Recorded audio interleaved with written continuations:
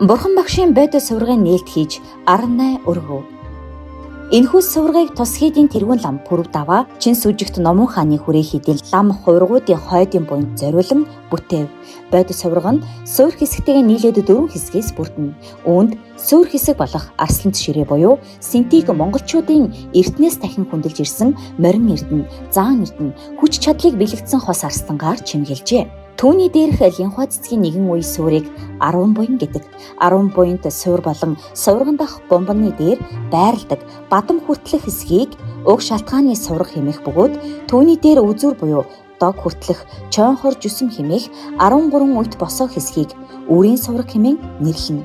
Арслант ширээг үл тоолон уг шалтгааны сувраг, үрийн сувраг гэсэн хоёр хэсэг суврагны үндсэн хэсэг бөгөөд Арслант ширээ нь бурхан шүтэн сувраг эхс дээдсийг хүндэтгэн залдаг юм.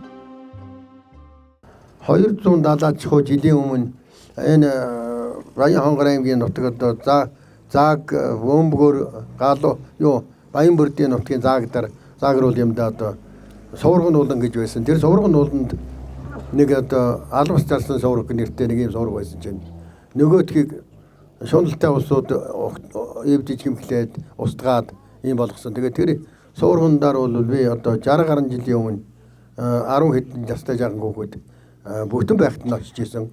Тэгээд тэрнийг бол миний тархинд бол яг бичлэгдсэн.